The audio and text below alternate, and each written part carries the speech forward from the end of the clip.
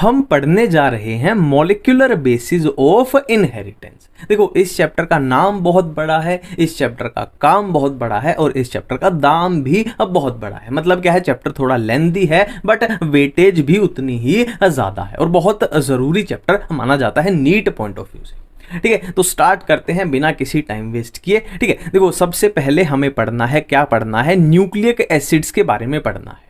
ठीक है, अब न्यूक्लिक एसिड्स क्या होते हैं? Nucleic acids are polymer of nucleotides. मतलब न्यूक्लियोटाइड्स के पॉलीमर्स होते हैं क्या? Nucleic acid.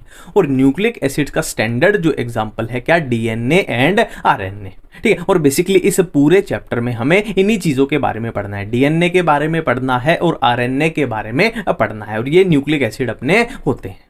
ठीक है, देखो अभी अभी हमने देखा कि डीएनए है या फिर आरएनए है वो पॉलीमर्स हैं किसके? न्यूक्लियोटाइड के। तो ये न्यूक्लियोटाइड क्या होता है ये हमें देखना पड़ेगा। तो यहां पे हम बात कर रहे हैं किसकी? न्यूक्लियोटाइड की बात कर रहे हैं।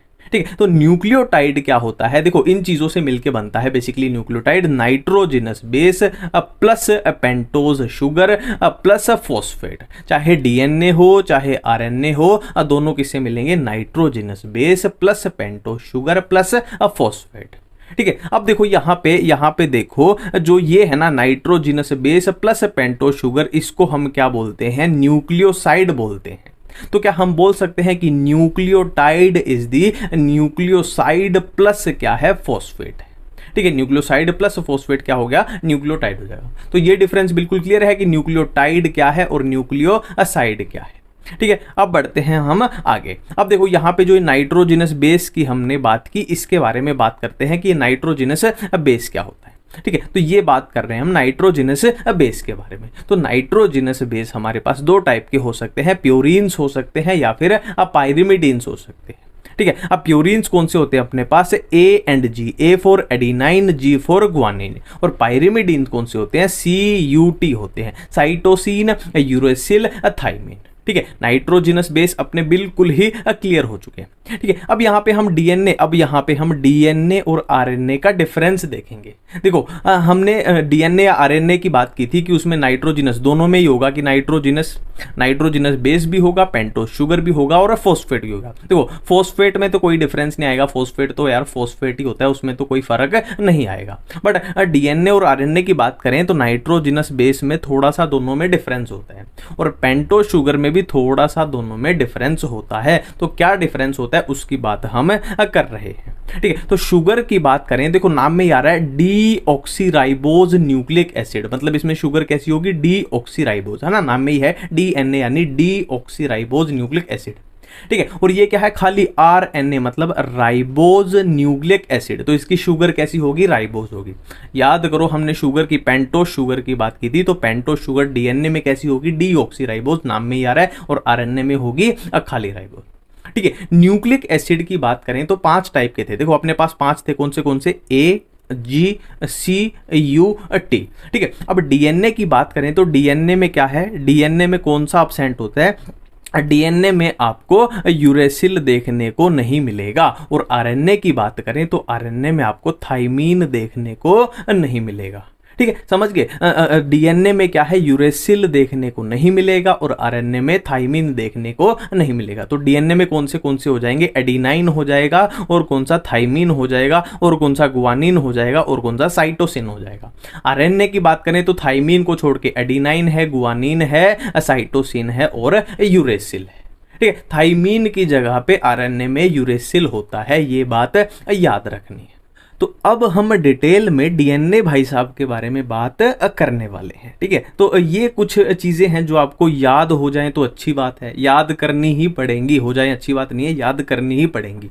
कि DNA is first identified by, है ना, सबसे पहले आइडेंटिफाई किसने किया था? फ्रेडरिक मिशर ने कब? 1869 में।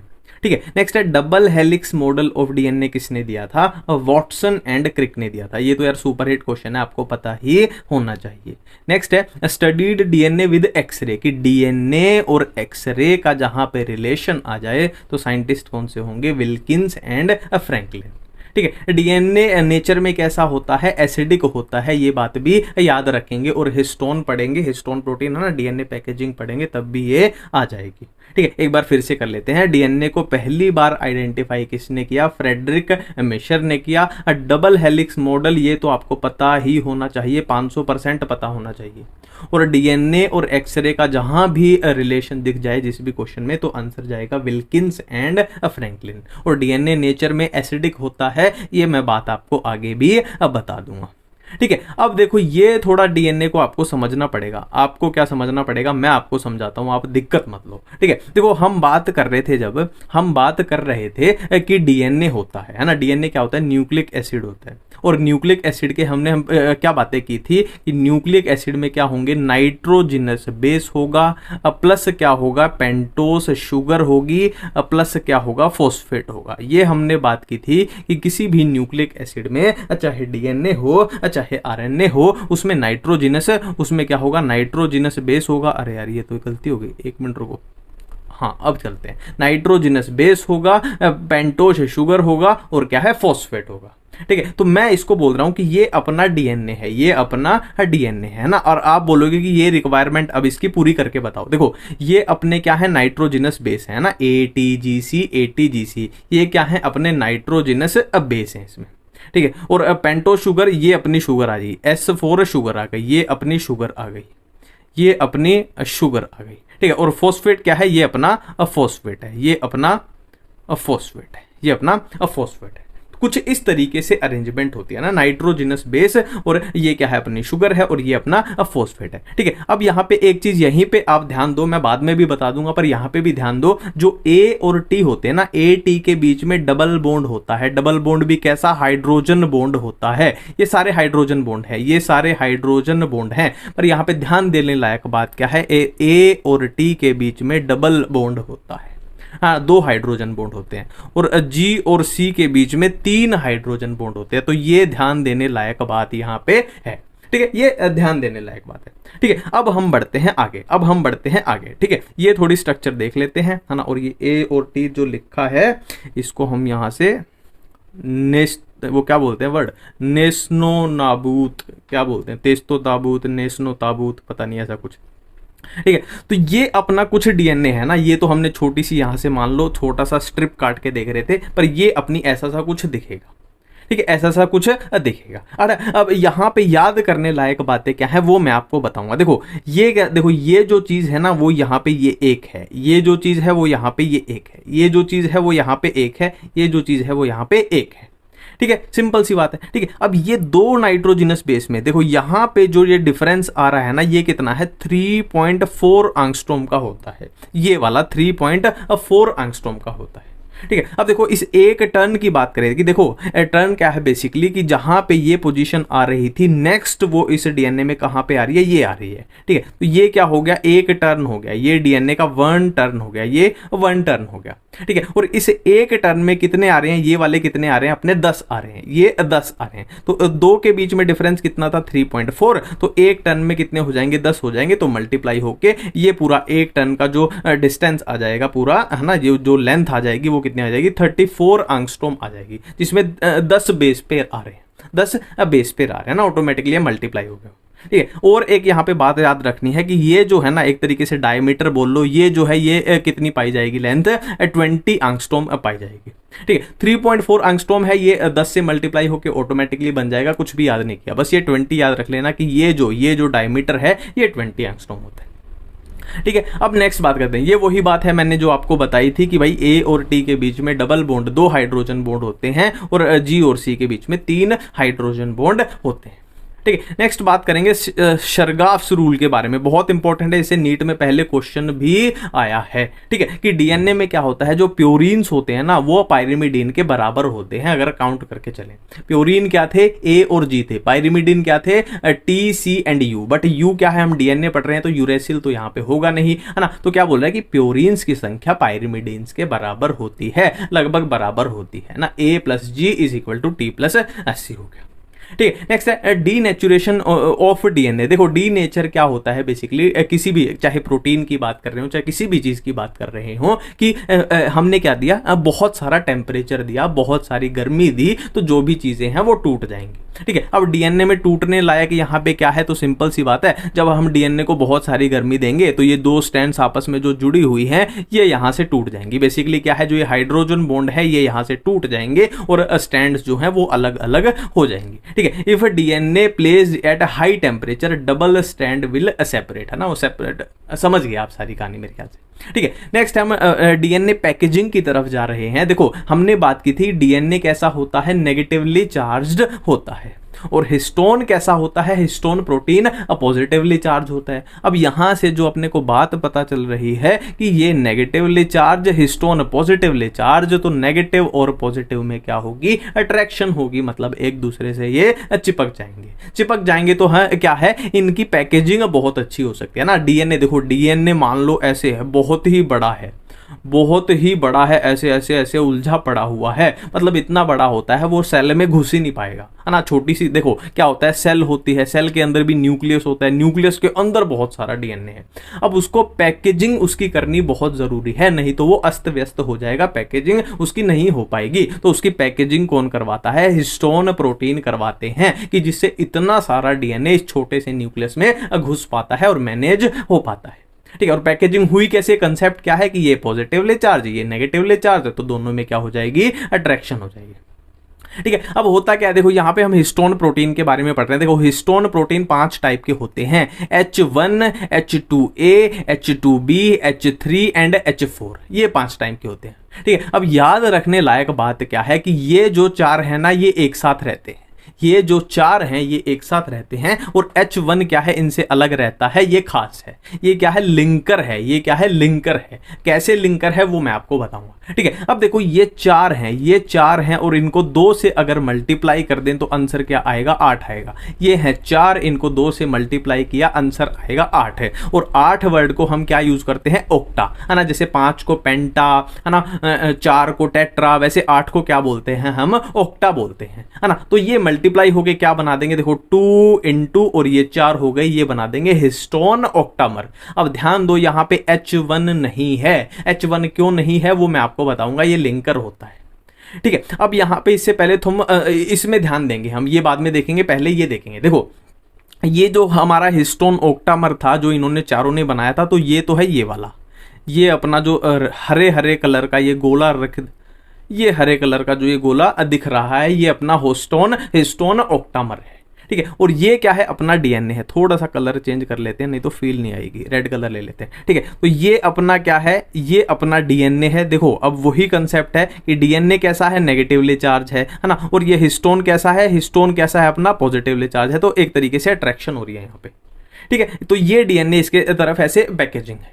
ठीक है। और डीएनए को देखो लिंकर, हम बार बार कर रहे थे कि H1 क्या है, अपना लिंकर है, तो उसने देखो डीएनए को कैसे लिंक किया हुआ है ना, एक तरीके से जोड़ के ही रखता है। ये हिस्टोन ऑक्टामर जहां पे अपने ये वाले आ गए, ये वाले आ गए, और H1 कहां आया, ये अपना H1 हो गया, और डीएनए ये पैक है।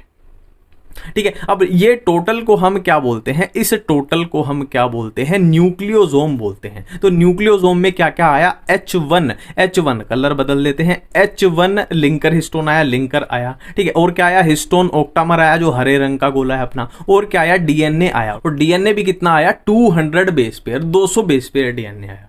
ठीक है। बिल्कुल ठीक है, बिल्कुल सिंपल सी बात है। ठीक है। अब ये चीजें आप याद कर लोगे तो आपके लिए अच्छा रहेगा, वैसे लॉजिकल भी बन जाएगी, पर याद कर लोगे तो अच्छा रहेगा। ठीक है। अब फिर से देख लेते हैं। देखो हम क्या कर रहे थे, हिस्टोन और डीएनए को मिला के हमने क्या बनाया, हिस्टोन और डीएनए को मिला के हमने क्या बनाया, न्यूक्लियोसोम मिलाया। ठीक है। अब ऐसे ऐसे 6 न्यूक्लियोसोम, अगर 6 न्यूक्लियोसोम मिल जाए तो क्या बना देंगे, सोलिनॉइड बना देंगे। अब बहुत सारे मतलब बहुत सारे सोलिनॉइड मिलके क्या बना देंगे, क्रोमेटिड बना देंगे, और 2 क्रोमेटिड क्या बना देगी, क्रोमोसोम बना देगी। अब क्रोमेटिड तो आपको पता ही होगी कि क्रोमेटिड कैसी होती है। देखो याद करो कैसे होता था, देखो ये है सेंट्रोमियर है अपना, ये सेंट्रोमियर है। ठीक है। अब ये है मान लो एक क्रोमेटिड, और ये क्या है, दूसरी क्रोमेटिड, और ये पूरे को क्या बोलते हैं, हम क्रोमोसोम बोलते हैं। तो ये है एक क्रोमेटिड, ये दूसरी क्रोमेटिड, और 2 क्रोमेटिड बनके क्या बना देती है, पूरा क्रोमोसोम बना देती है। ठीक है, पूरा समझ रहे हो अब कैसे बना कि डीएनए, फिर डीएनए हिस्टोन के साथ पैकेजिंग होके क्या बना, न्यूक्लियोसोम बना, न्यूक्लियोसोम 6 क्या बना देंगे, सोलिनोइड, बहुत सारे सोलिनोइड क्रोमेटिड, 2 क्रोमेटिड क्रोमोसोम बना देंगे। ठीक है, बिल्कुल सिंपल सी बात है। अब ये आपको थोड़ा याद रखना है कि यू क्रोमेटिन क्या है, लूजली पैक्ड क्रोमेटिन को यू क्रोमेटिन बोलते हैं, और हेट्रोक्रोमेटिन क्या है, डेंसली पैक्ड को बोलते हैं हेट्रोक्रोमेटिन। देखो अब हम 3 एक्सपेरिमेंट पढ़ने वाले हैं। पहला अपना रहेगा ट्रांसफॉर्मिंग प्रिंसिपल, दूसरा अपना रहेगा biochemical characterization of transforming principle, और तीसरा अपना एक्सपेरिमेंट रहेगा हर्शे एंड चेज वाला एक्सपेरिमेंट। ठीक है, अब तीनों एक्सपेरिमेंट में लगभग लिंक्ड हैं, तीनों लिंक्ड हैं आपस में, और क्यों है वो देखते हैं। देखो आज के जमाने में अगर आपसे कोई पूछ ले कि भाई जेनेटिक मटेरियल कौन सा है, जेनेटिक मटेरियल कौन सा है, तो आप भाग के आंसर दोगे कि डीएनए क्या होता है, जेनेटिक मटेरियल होता है डीएनए।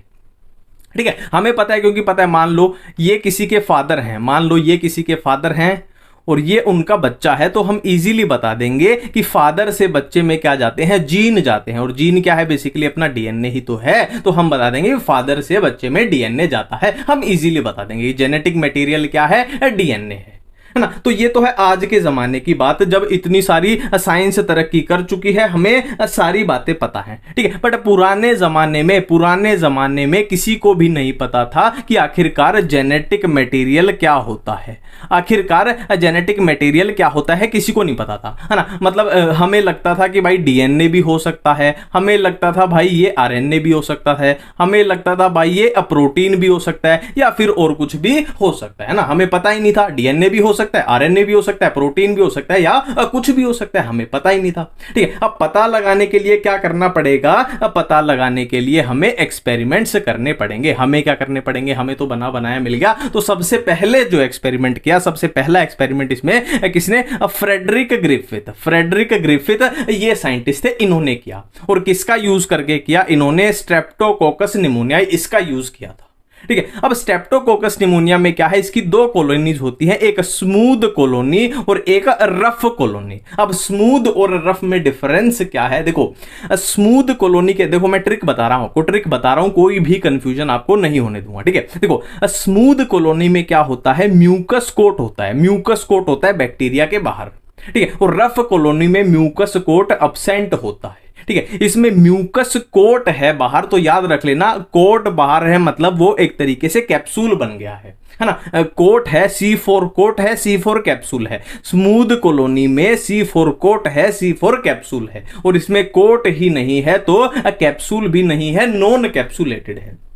ठीक है, अब इतना हमें पता चल गया कि इसके पास एक कैप्सूल है, तो जाहिर सी बात है ये वाला तगड़ा है, स्ट्रॉन्ग है। क्यों तगड़ा है, मान लो ये वाला स्मूथ वाला जिसके पास एक कैप्सूल है, ये किसी की बॉडी में जाएगा, तो जाहिर सी बात है इसके पास कैप्सूल है, मतलब हमारा जो इम्यून सिस्टम है इस पे अटैक नहीं कर पाएगा, है ना। ये अपनी प्रोटेक्शन कर सकता है। ये नॉन कैप्सुलेटेड है, इसको इम्यून सिस्टम उड़ा देगा। मतलब क्या है, कैप्सूल वाला कैसा होता है, वायरुलेंट होता है, और ये नॉन वायरुलेंट मतलब खतरनाक है, बहुत खतरनाक है। ठीक है, तो इतना कंक्लूजन हमें मिल गया कि स्मूथ कॉलोनी क्या है, वायरुलेंट है, खतरनाक है। रफ कॉलोनी क्या है, नॉन वायरुलेंट है, खतरनाक नहीं है। ठीक है, अब इन्होंने क्या है एक्सपेरिमेंट किया कि जो स्मूथ कॉलोनी वाला था ना, उसमें उसको किसमें, एक चूहे में इंट्रोड्यूस करा दिया, माइस में, चूहा या चूही कुछ भी बोलो, अब माइस में इंट्रोड्यूस करा दिया, है ना। अब हम बात कर चुके हैं कि वायरुलेंट है, खतरनाक है, तो माइस अपना ऊपर पहुंच जाएगा, टपक जाएगा। ठीक है, अब दूसरी बार इन्होंने क्या किया, यहां पे क्या किया, इन्होंने जो स्मूथ कॉलोनी थे ना, इसको क्या कर दिया, हीट से किल कर दिया। एस स्टेन मतलब स्मूथ वाली, है ना, और आर स्टेन कौन सी है, रफ वाली। तो हीट से किल करके जब उस माइस में इंट्रोड्यूस किया तो वो जिंदा रह गया, है ना। अब देखो जब वो ऐसे का ऐसे डाला तो वो टपक गया, और जब हीट से किल्ड करके, एस स्टेन को हीट से किल करके गया तो वो जिंदा रह गया। तो इतनी बातें अपने को नोट डाउन हो गई। ठीक है। नेक्स्ट है रफ कॉलोनी को जब उस माइस में इंट्रोड्यूस किया तो वो जिंदा रह गया, तो एक बात तो यहां पे क्लियर होगी कि रफ वाला माइस को टपकाने में कामयाब नहीं हो सकता। अब देखो यहां पे देखो अपने को क्या पता चल गया कि आर स्ट्रेन को यानी रफ स्ट्रेन को जब हम डालते हैं माइस में इंट्रोड्यूस करते हैं तो वो जिंदा है, और हीट किल्ड एस को जब डालते हैं तो भी जिंदा है। तो उन्होंने क्या किया कि S strain heat killed S को और आर को उन्होंने मिला के, इन दोनों को मिला के इंट्रोड्यूस जब किया तो माइस फिर से टपक गया, है ना। देखो यहां पे लाइव था, यहां भी लाइव था, पर मिला के किया तो वो टपक गया। किस किस को मिला के कि एस वाली किल्ड और आर वाली तो जिंदा रहेगी, वो तो ऑटोमेटिक है। ठीक है, तो यहां पे एक कंक्लूजन निकला। देखो आर वाला तो मार नहीं सकता था, मतलब क्या है, इसी ने कुछ किया है। ठीक है, तो कंक्लूजन क्या निकला कि मतलब कुछ तो ऐसा है जो स्मूथ से रफ वाले में ट्रांसफर हुआ है, और जिसने ये कारनामा करके दिखा दिया। ठीक है, तो यहां पे एक बात तो पता चल गई कि कुछ तो ऐसा है जो ट्रांसफर होता है, बट वो क्या है इसका आइडिया नहीं लगा, है ना। वो क्या है, वो डीएनए है या फिर वो आरएनए है या फिर वो प्रोटीन है, इसका आइडिया नहीं लगा था, पर कुछ तो ट्रांसफॉर्म होता है। अब हम अपना नेक्स्ट एक्सपेरिमेंट करने वाले हैं, कौन सा, biochemical characterization of transforming principle. देखो हमने ट्रांसफॉर्मिंग प्रिंसिपल में देखा था कि कुछ तो ऐसा है जो ट्रांसफर हो रहा है, बट अपने को शक है वो डीएनए है या फिर वो आरएनए है या फिर वो प्रोटीन है, अपने को शक है। इनमें से अपने को पता ही नहीं है कि कौन सा ऐसा है जो ट्रांसफर हो रहा है। ठीक है, तो इससे हम वो पता लगाएंगे। देखो इसको मैं आपको सिंपल भाषा में समझा देता हूं कि इस एक्सपेरिमेंट में होता क्या है आखिरकार। देखो ये हमारे पास मान लो 2 कमरे हैं, ये हमारे पास 2 कमरे हैं। ठीक है, और इस कमरे में क्या है, 3 इंसान हैं। इस कमरे में 3 इंसान हैं। ठीक है, एक इंसान का नाम क्या है, एक इंसान का नाम है डीएनए, एक इंसान का नाम है आरएनए, एक इंसान का नाम है प्रोटीन। ठीक है, अब वो क्या बोल रहे हैं कि इन तीनों में से कोई तो ऐसा इंसान है जो इस कमरे में आ रहा है, बट वो इंसान कौन है इन तीनों में से वो हमें नहीं पता। वो ही इस एक्सपेरिमेंट में हम सीखना चाहते हैं। ठीक है, तो इसको पता लगाने के लिए सिंपल सा तरीका क्या लगाया कि हम सबसे पहले क्या करते हैं, हम इस प्रोटीन को डाइजेस्ट कर देते हैं, है ना। मतलब क्या है, इसको यहां से उड़ा देंगे। ठीक है, तो इस केस में भी हमने क्या देखा कि फिर भी इन दोनों में से कोई आ रहा है। मतलब भाई प्रोटीन तो नहीं है जो आ रहा है ना, इसको उड़ाने के बाद भी यहां पे कोई प्रेजेंट दिखाई दे रहा है, मतलब या तो डीएनए है या आरएनए है। सिंपल है। ठीक है, नेक्स्ट बार हमने क्या किया, हमने आरएनए को उड़ा दिया, है ना। हमने क्या है, अपना प्रोटीन ऐसे का ऐसे है, हमने आरएनए को उड़ा दिया। ठीक है, फिर भी यहां पे कोई आया, मतलब क्या है कि आरएनए भी वो इंसान नहीं है जो यहां पे आ रहा है। ठीक है, और थर्ड बार में हमने क्या किया, डीएनए को ही उड़ा दिया। अब डीएनए को जब उड़ाया मतलब डाइजेस्ट किया, तो यहां पे इस वाले कमरे में हमें कोई भी इंसान दिखाई नहीं दिया। तो इस बात से पता चल गया कि यहां पे जो आ रहा था वो क्या था, डीएनए था। मतलब डीएनए ही अपना क्या है, जेनेटिक मटेरियल है। ठीक है, तो इस बात से हमें थोड़ा आइडिया लग गया, है ना। एक 100% तो नहीं बोल पाए, पर आइडिया लग गया कि डीएनए ही है। ठीक है, अब बात कर लेते हैं थोड़ी याद करने वाली कि ये एक्सपेरिमेंट किसने किया था, एवरी मैक्लोइड मैककार्टी ने। ठीक है, ट्रांसफॉर्मिंग सब्सटेंस डीएनए, इन्होंने बता दिया कि हाँ भाई डीएनए ही है जो ट्रांसफॉर्मिंग सब्सटेंस है। क्या यूज किया इन्होंने, प्रोटीन डाइजेस्टिंग एंजाइम यूज किया, है ना। प्रोटीन को जब उड़ाया, प्रोटीन को डाइजेस्ट किया प्रोटीएज की हेल्प से, आरएनए को डाइजेस्ट किया आरएनएज की हेल्प से, डीएनए को डाइजेस्ट किया डीएनए की हेल्प से। तो प्रोटीन को जब डाइजेस्ट किया तब भी ट्रांसफॉर्मेशन हुई, है ना, क्योंकि डीएनए ही तो कर रहा था। आरएनए को डाइजेस्ट किया तब भी ट्रांसफॉर्मेशन हुई क्योंकि डीएनए कर रहा था। जब हमने डीएनए को डाइजेस्ट किया तब क्या है, अपनी ट्रांसफॉर्मेशन नहीं हुई क्योंकि डीएनए ही था ना। ठीक है, सिंपल सी बात है। अब देखो अपनी यही कंफ्यूजन चल रही है कि आखिरकार जेनेटिक मटेरियल कौन सा है, डीएनए आरएनए प्रोटीन, है ना। फिर भी हमने थोड़ा सा आइडिया ले लिया कि डीएनए जेनेटिक मटेरियल है, इसके चांसेस ज्यादा हैं, बट हम अभी तक 100% नहीं बोल पा रहे। ठीक है, तो इसी को, है ना, डीएनए ही जेनेटिक मटेरियल है, इसको 100% साबित करने के लिए हर्शे एंड चेज वाला एक्सपेरिमेंट है। ये वाला अपना एक्सपेरिमेंट है, हर्शे एंड चेज एक्सपेरिमेंट। ठीक है, अब इसमें उन्होंने क्या किया था, देखो इसमें उन्होंने यूज किया था किसका, बैक्टीरियोफेज का यूज किया था। बैक्टीरियोफेज क्या होता है, ऐसा वायरस, नाम में यार है बैक्टीरियो, मतलब ऐसा वायरस जो बैक्टीरिया को इन्फेक्ट करता है। ठीक है, बिल्कुल सिंपल है। बिल्कुल सिंपल है, ठीक है। तो उन्होंने क्या किया था, देखो वायरस है, अब ये वायरस का पता है ना आपको, प्रोटीन का कोट होता है। वायरस में दो ही तो चीजें होती हैं, एक जेनेटिक मटेरियल, एक क्या होता है, प्रोटीन कोट। तो इसके पास प्रोटीन कोट होगा और जेनेटिक मटेरियल होगा। जेनेटिक मटेरियल इसमें कौन सा है, डीएनए, ठीक है। बिल्कुल सिंपल सी बात है, ठीक है। अब यहां पे कॉन्सेप्ट क्या लगेगा, देखो जो डीएनए होता है ना, जो डीएनए होता है, डीएनए में क्या प्रेजेंट होता है, फॉस्फोरस प्रेजेंट होता है। हमने पढ़ा था ना डीएनए में क्या होता है, फॉस्फेट तो होता ही है ना। न्यूक्लियोटाइड किससे मिलके बना है, nitrogenous base plus sugar plus phosphate. तो डीएनए में फॉस्फोरस होता है, ये बात हमें पता है ना। और दूसरी साइड बात करें प्रोटीन की, दूसरी साइड बात करें प्रोटीन की, तो प्रोटीन में सल्फर होता है, प्रोटीन में सल्फर होता है। तो यही चीज हम यहां पे यूज करेंगे, ठीक है। तो हमने क्या किया, रेडियो एक्टिव, एक बार में हम क्या करेंगे, रेडियो एक्टिव सल्फर का यूज किया, उस पर फोकस करेंगे। एक बार में हम क्या करेंगे, रेडियो एक्टिव फॉस्फोरस का यूज किया, उसका यूज करेंगे, है ना। देखो फॉस्फोरस किस में होता है, डीएनए में होता है। सल्फर किस में होता है, प्रोटीन में होता है, ठीक है। अब रेडियो एक्टिव क्यों यूज किया, क्योंकि नॉर्मल अगर यूज करते तो हमें पता ही नहीं चलता। रेडियो एक्टिव तो एक तरीके से पहचान करने के लिए ना, हमें पहचान करने में आसानी हो जाए, ठीक है। बिल्कुल सिंपल है, बिल्कुल सिंपल नहीं है, सिंपल है, ठीक है।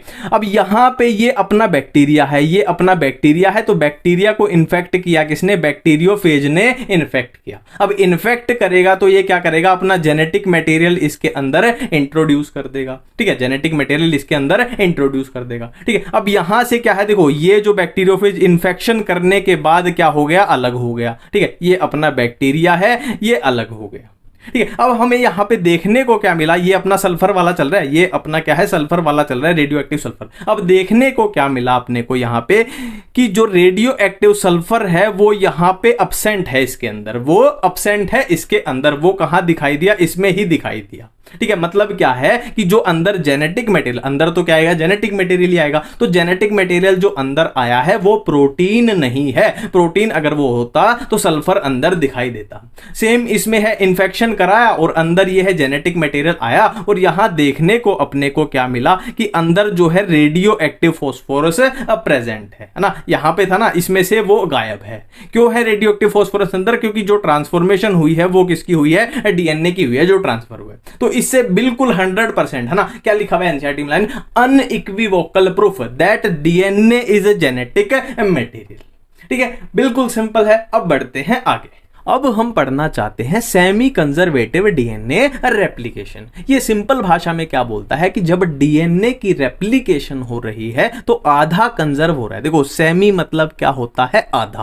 कंजर्वेटिव मतलब कंजर्वेटिव मतलब क्या है, कंजर्वेशन हो रही है ना, मतलब क्या है, डीएनए जब रेप्लिकेट कर रहा है तो उसमें आधे की तो कंजर्वेशन हो रही है, मतलब आधा तो पुराना है और आधा क्या है, नया बन रहा है, ठीक है। देखो जो याद करने की चीजें हैं वो मैं आपको बता दूंगा, पर इसको थोड़ा समझ लेते हैं। देखो मान लो अपने पास ये डीएनए था, मान लो अपने पास ये डीएनए था, ये डीएनए था, ठीक है। उसमें क्या थी, डबल स्टैंड थी, है ना। ये यहाँ पे ये बना देते हैं नाइट्रोजनस बेस भी, ये अपने पास डीएनए था, ठीक है। अब आपको बोल दिया जाए कि भाई इसमें क्या कराओ, रेप्लिकेशन करा दो। अब इसमें क्या कराओ, रेप्लिकेशन करा दो।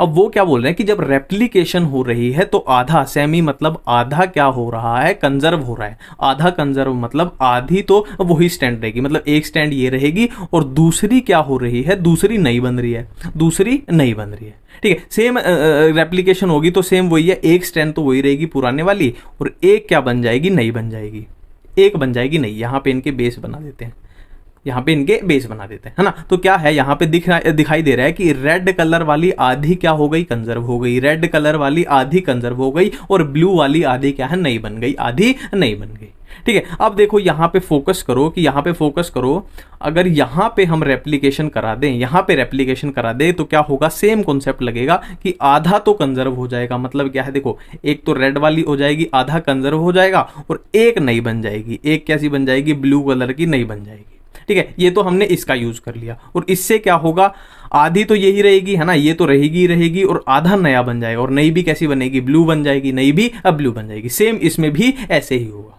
ठीक है, बिल्कुल ठीक है, बिल्कुल ठीक है। अब यही वो बात बोल रहे हैं कि रेड वाला उन्होंने यूज किया था, रेड वाली जो स्टैंड यूज की उसने हैवी आइसोटोप यूज किया, N15 यूज किया, है ना। उससे पता लग रहा है कि हाँ भाई देखो, एक ये हैवी है तो यहां पे अपने को हैवी दिखाई दिया, यहां भी हैवी दिखाई दिया, यहां भी हैवी, और दूसरी लाइट बन रही है, दूसरी लाइट बन रही है, तो अपने को पता चल गया कि हाँ भाई आधा कंजर्वर है, आधा हैवी है इधर और आधा लाइट है, और आगे फिर वो रिजल्ट वो घटता जाएगा ना, टोटल में से रिजल्ट में से हैवी वाला कम होता जाएगा, है ना। सिंपल सी बात है, ठीक है। अब इसमें बताता हूं आपको याद क्या करना है आपको। तो याद ये करना है कि एक्सपेरिमेंट इसमें किसने किए थे, मेसेल्सन एंड स्टाहल ने किए थे। किसमें, ई कोलाई में। मेसेल्सन एंड स्टाहल ने किए थे, ई कोलाई में किए थे। और टेलर साइंटिस्ट ने किसमें, विसिया फाबिया में। एनसीईआरटी में लिखे हुए हैं मेसेल्सन स्टाहल, यार ये नाम पे ही मैंने वो लिख दिया, ये थोड़ा मिटा देते हैं, ठीक है। तो मेसेल्सन एंड स्टाहल ने किसमें, ई कोलाई में, टेलर ने विसिया फाबिया में, ठीक है। और एक मेसेल्सन एंड स्टाहल वाला ही है इसमें मेन जो एक्सपेरिमेंट है, उन्होंने आइसोटोप हैवी आइसोटोप यूज किया था, N15। एक तो N15 याद रखना है, हैवी आइसोटोप, और क्या याद रखना है, ई कोलाई याद रखना है, और क्या याद रखना है, ये वाला, है ना, ये वाला आपको NH4Cl वाला याद रखना है। सेंट्रीफ्यूगेशन किसमें, सीजियम क्लोराइड में, ये याद रखना है। ये याद रखने की चीजें हैं यहाँ पे, ठीक है। ये वही डायग्राम है, एनसीईआरटी वाला डायग्राम है। देखो ये रेड थी, दोनों क्या थी, रेड थी। अब सेमी कंजर्वेटिव मतलब इसमें यहाँ ये रेड रह गई और एक ग्रीन आ गई, एक रेड एक ग्रीन आ गई, ठीक है। इसमें फिर क्या है, वही चीजें हैं जो यहाँ पे हमने करके देखी, वही चीजें हैं, ठीक है। यहां पे वही दिखाया गया कि यहां पे देखो दोनों N15 थे और यहां पे एक N15 रह गया। यहां पे देखो फिर क्या है, 14 तीन नए आगे और पुराना क्या है, एक N15 चल रहा है। अब देखो, अब हम आरएनए के बारे में पढ़ने जा रहे हैं। देखो आरएनए जो होती है वो 3 टाइप की होती है। कौन सी, एक होती है राइबोसोमल आरएनए, ये क्या है, राइबोसोमल आरएनए। एक है मैसेंजर आरएनए, mRNA। एक है ट्रांसफर आरएनए, tRNA, ठीक है। अब यहाँ पे याद रखने लायक बात क्या है कि इन तीनों में से मैक्सिमम आरएनए कौन सी होती है, मैक्सिमम राइबोसोमल होती है। और मोस्ट स्टेबल कौन सी होती है, वो भी राइबोसोमल होती है। और मिनिमम कौन सी होती है, मैसेंजर आरएनए होती है। और ये लीस्ट स्टेबल होती है। फिर से एक बार रिपीट करते हैं कि जो राइबोसोमल आरएनए है वो मैक्सिमम भी होती है और मोस्ट स्टेबल भी होती है, और जो मैसेंजर आरएनए है वो मिनिमम भी होती है और लीस्ट स्टेबल भी होती है, ठीक है। नेक्स्ट है ये थोड़ी हम अपने राइबोसोमल आरएनए के बारे में, देखो इनके बारे में तो बात आगे होती है ट्रांसक्रिप्शन में, ट्रांसलेशन में, पर यहाँ पे राइबोसोमल आरएनए के बारे में थोड़ी बात करनी पड़ेगी। देखो बेसिकली जो राइबोसोम होता है ना, अपने राइबोसोम, वो कुछ नहीं होता, वो आरएनए ही होता है। वो राइबोसोमल आरएनए ही होती है जिसको हम राइबोसोम बोलते हैं, ठीक है। तो हमने पढ़ा है कि प्रोकैरियोटिक राइबोसोम कैसा होता है, 70S होता है, और यूकैरियोट में कैसा, 80S होता है। और 70S की सब यूनिट क्या होती हैं, 50S एंड 30S, और 80S की 60S 40S। अब 50S किससे बनी है, 23S और 5S से, और 30S में कौन सी है, 16S, 60S में 28S, 5.8S, 5S, 18S। Simple सी बात है यार, थोड़ा याद रख लोगे तो फायदे में रहोगे, है ना। और ये करना पड़ेगा भाई आपको, ये एनसीईआरटी में है, 28, 23 ये सब है एनसीईआरटी में, ठीक है। नेक्स्ट है जेनेटिक मटेरियल की बात कर रहे हैं, जेनेटिक मटेरियल की बात कर रहे हैं। देखो बेसिकली यहाँ पे होगा क्या, आरएनए और डीएनए का कंपटीशन चलेगा। यहाँ पे होगा क्या, आरएनए वर्सेस डीएनए का कंपटीशन चलेगा, है ना। ये बोल रहा है कि मैं बेहतर हूं, ये बोल रहा है मैं बेहतर हूं। किसके लिए, कि जेनेटिक मटेरियल के लिए आरएनए बोल रहा है मैं अच्छा हूं, ये बोल रहा है मैं अच्छा हूं। तो हम क्या करते हैं, दोनों में कंपटीशन करा देते हैं, ठीक है। तो सरकार की तरफ से गाइडलाइन आई कि हम ये रूल बना रहे हैं कि इन चीजों को जो फॉलो करेगा, यार फिर से ये थोड़ा चेंज कर लेते हैं, ठीक है। तो सरकार ने ये गाइडलाइन बनाई कि इन चीजों को जो फॉलो करेगा वो अच्छा जेनेटिक मटेरियल होगा, कि हम कंक्लूजन फाइनल रिजल्ट निकाल लेंगे। पहला रूल ये, दूसरा ये, तीसरा ये और चौथा ये, ठीक है। इस तरीके की हम एक कंक्लूजन फाइनल एक निकालेंगे। तो पहला क्या है कि उन्होंने बोला कि should be able to generate इस रेप्लिका, मतलब जो जेनेटिक मटेरियल होगा वो रेप्लिकेशन उसको करनी चाहिए, है ना। तो डीएनए ने बोला कि हाँ भाई मैं रेप्लिकेशन करता हूं, आरएनए ने बोला मैं भी रेप्लिकेशन करता हूं। तो DNA and RNA are both able to replicate, है ना। तो यहां से तो भाई बराबरी पे आगे कोई कंक्लूजन नहीं निकला, ठीक है। फिर नेक्स्ट गाइडलाइन क्या आ गई कि भाई जेनेटिक मटेरियल होने के लिए केमिकली एंड स्ट्रक्चरली स्टेबल होना चाहिए, है ना। क्या है, स्टेबल होना चाहिए, है ना। तो डीएनए इस बारी में जीत गया। डीएनए ने बोला कि मैं ज्यादा स्टेबल हूं, DNA is more stable then RNA. और इसका रीजन क्या है, इसका रीजन क्या है, आप याद करो, डीएनए में क्या होता है, थाइमिन होता है, यूरेसिल नहीं होता। तो आरएनए में यूरेसिल होता है तो उसको अनस्टेबल ज्यादा बना देता है, ठीक है। नेक्स्ट है म्यूटेशन होनी चाहिए, should show scope for slow changes mutation that are required for evolution. ठीक है, तो आरएनए में डीएनए के कंपैरिजन में ज्यादा म्यूटेशन होती है। ठीक है, अब यहाँ पे कंफ्यूजन है कि इस बात को अच्छा माने कि बुरा माने, है ना। अब ज्यादा बहुत ज्यादा म्यूटेशन होती है तो आप खुद ही सोच लो क्या हाल हो जाएगा, है ना, कि कुछ थोड़ा सा हुआ और एक्सप्रेशन कुछ भी एक्सप्रेस हुआ एनवायरमेंट में या कुछ भी, और म्यूटेशन हो गई और काम खत्म हो गया।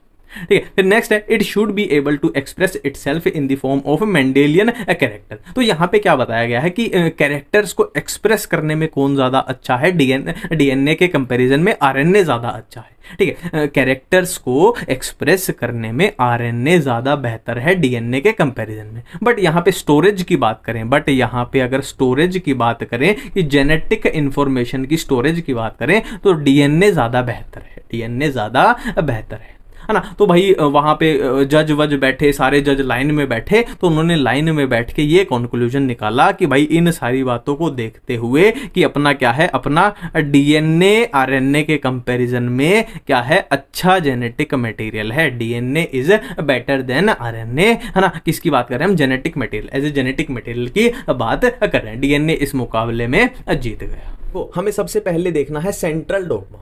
ठीक है, देखो सेंट्रल डोग्मा में होता क्या है, हमें डीएनए से बनाना है मैसेंजर आरएनए, और मैसेंजर आरएनए से हमें बनाना है क्या, प्रोटीन हमें बनाना है। बिल्कुल सिंपल है, बिल्कुल सिंपल है। अब यहाँ पे प्रोसेस देखो क्या क्या होगी। देखो डीएनए से ही अगर डीएनए बनाए, मतलब सिंपल सी बात है, जितना डीएनए था उसका हमें डबल कर दिया, है ना, तो उस प्रोसेस को क्या बोलते हैं, रेप्लिकेशन हम बोलते हैं। ठीक है, अब डीएनए से मैसेंजर आरएनए जब बनाएंगे तो उस प्रोसेस को हम ट्रांसक्रिप्शन बोलते हैं, और मैसेंजर आरएनए से जब प्रोटीन बनाएंगे तो उस प्रोसेस को हम ट्रांसलेशन बोलते हैं।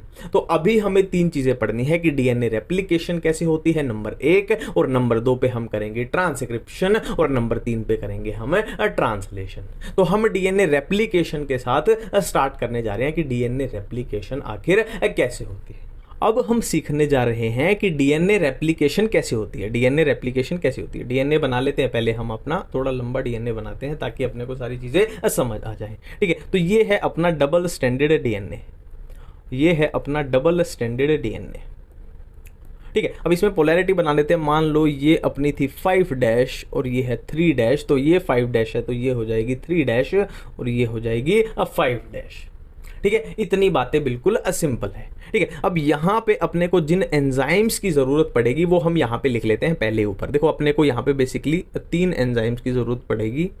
एक होगा हेलिकेज, है ना, इतने से अपना काम चल जाएगा, इससे ज़्यादा फालतू एंजाइम की, है ना, अटंटा मत करना। हेलिकेज, एक अपना होगा क्या, आरएनए पॉलीमरेज, और एक अपना होगा क्या, डीएनए पॉलीमरेज। ठीक है, अब इनका क्या क्या फंक्शन होगा वो हम बातें करेंगे, कौन सा helicase, RNA polymerase, DNA polymerase. ठीक है, अब क्या है, ये अपना डीएनए है, अब हमें रेप्लिकेशन करनी है। रेप्लिकेशन मतलब एक डीएनए से 2 बनाने हैं, मतलब जितना है उसका डबल बनाना है, सिंपल सी बात ये है। ठीक है, तो डीएनए के अंदर एक लोकेशन होती है, डीएनए के अंदर एक लोकेशन होती है जहां से डीएनए रेप्लिकेशन स्टार्ट होती है, और उस लोकेशन को क्या नाम देते हैं, ओराई उसको हम बोलते हैं। ओराई यानी ओरिजिन ऑफ रेप्लिकेशन।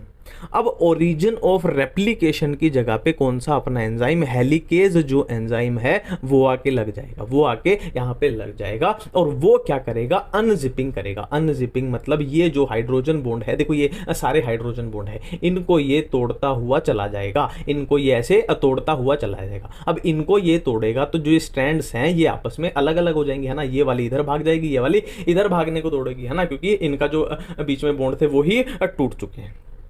ठीक है, तो ये सारा सिनेरियो कैसा दिखाई पड़ेगा, एक बार ढंग से बना लेते हैं। इन बॉन्ड्स के टूटने के बाद यहाँ पे अपने को कुछ कैसा दिखाई देगा कि ये वाली स्ट्रैंड इधर चली गई है और ये वाली इधर चली गई है, और ये क्या है, अपनी 3' एंड है, और ये क्या है, अपनी 5' एंड है। ठीक है, अब होना क्या है, जो नया डीएनए बनना है वो यहाँ पे बनना है, इसमें यहाँ पे बनना है। और हमें पता है डीएनए की सिंथेसिस कहाँ से कहाँ होती है, हमेशा 5' to 3' होती है, ये डीएनए की सिंथेसिस हमेशा रहेगी, है ना। अब यहाँ पे 5' क्या बनेगा, देखो यहाँ पे तो दूसरी स्टैंड, अगर यहाँ पे एक मैं बना के दिखा देता हूँ आपको, यहाँ पे अगर ऐसे नई स्ट्रैंड बनती है, ऐसे नई स्ट्रैंड जब बनेगी तो यहाँ पे उसका आएगा 3 डैश एंड, है ना, क्योंकि यहाँ पे 5 डैश है और यहाँ पे आएगा 5 डैश। और यहाँ पे नई स्ट्रैंड अगर बनेगी तो यहाँ आएगा उसका 5 डैश, यहाँ आएगा 3 डैश। मतलब एक कंक्लूजन यहाँ से निकल गया कि यहाँ पे जो डीएनए की सिंथेसिस होगी वो इस डायरेक्शन में होगी, मतलब जो नई वाली स्टैंड बनेगी, और यहाँ पे जो नई स्टैंड बनेगी वो इस डायरेक्शन में बनेगी। डायरेक्शन भी अपने को पता लग गई, है ना। अब डायरेक्शन पता लग गई और इसको हम थोड़ा साफ कर देते हैं, इसको दोबारा करेंगे। क्यों करेंगे वो अपना देखना है, क्योंकि है ना अपने ये तो खाली बैठे हैं आरएनए पॉलीमरेज डीएनए पॉलीमरेज हमने तो बना भी दी, तो इनका यूज भी अपने को समझना है। ठीक है, तो यहाँ तक हम अब पहुँच चुके हैं, बिल्कुल सिंपल सी बात है। अब एक बार लोकेशन मार्क कर ले, देखो इसमें इस डायरेक्शन में होनी है तो यहाँ से क्या होनी है, डीएनए की सिंथेसिस अपनी स्टार्ट होनी है ना, यहाँ से डीएनए नया बनना स्टार्ट होना है। और यहाँ पे मान लो यहाँ से स्टार्ट होना है ना, ऐसे ऐसे जाएगा। हाँ, तो आरएनए पॉलीमरेज क्या करेगा, आरएनए पॉलीमरेज क्या करेगा, आरएनए प्राइमर बना देगा, है ना। ये मान लो अपना आरएनए प्राइमर है, ये मान लो अपना आरएनए प्राइमर है। आरएनए प्राइमर क्या करेगा, बेसिकली डीएनए के बनने को इनिशिएट करेगा, है ना। तो डीएनए पॉलीमरेज और आरएनए प्राइमर का गहरा रिश्ता है। तो डीएनए पॉलीमरेज आरएनए प्राइमर की सहायता से नया डीएनए, है ना, डीएनए पॉलीमरेज मतलब जो डीएनए बनाएगा, नया डीएनए बनाता चला जाएगा। डीएनए पॉलीमरेज आरएनए प्राइमर की हेल्प से नया डीएनए बनाता चला जाएगा। ठीक है, अब यहाँ पे डीएनए कैसे बनेगा, मान लो ये अपना बन गया और यहाँ पे कैसे बनेगा, ये अपना बन गया, और उनके बीच के बॉन्ड हम बना देते हैं। पोलैरिटी की बात करें तो ये बनेगी 5 डैश, ये बनेगी 3 डैश। तो इतनी कहानी ठीक है, इतनी कहानी बिल्कुल ठीक है। अब यहाँ पे एक ट्विस्ट है। अब ये हेलिकेज जो एंजाइम है, ये हेलिकेज जो एंजाइम है, ये यहाँ पे रुकने वाला नहीं है। ये बोल रहा है कि मेरा काम है तोड़ना फोड़ना, तो मैं यहाँ नहीं रुकूंगा। ये यहाँ तक पहुँच गया तोड़ते फोड़ते। ठीक है, अब तोड़ते फोड़ते यहाँ तक पहुँच गया तो सिंपल सी बात है, देखो यार रबड़ कहाँ गई, रबड़ गुम हो जाती है। ठीक है, तो ये इसको तोड़ते तोड़ते यहाँ तक पहुंच गया। यहां तक अपना क्या पहुंच चुका है, हेलिकेज एंजाइम अपना अनजिपिंग करते हुए यहां तक पहुंच चुके हैं। अब ये कैसी दिखाई पड़ेंगी भाई, ये स्टैंड कैसी दिखाई पड़ेंगी, देखो ये तो नई कौन सी बनी थी, यहाँ पे ये वाली बनी थी, तो ये अपनी पुरानी थी और ये अपनी पुरानी थी। ठीक है, अब यहाँ भी चीजें बननी है। अब यहाँ भी तो नया डीएनए बना है ना, सेम प्रोसेस जो यहाँ हमने की वो सेम यहाँ होनी है ना। आरएनए पॉलीमरेज क्या है, आरएनए प्राइमर बनाएगा, आरएनए प्राइमर डीएनए पॉलीमरेज बनाएगा। अब फिर से एक बार डायरेक्शन चेक कर लेते हैं, फिर से डायरेक्शन चेक कर लेते हैं। देखो यहाँ पे तो इस डायरेक्शन में बनेगा, इस डायरेक्शन में बनेगा, और यहाँ पे इस डायरेक्शन में बनेगा।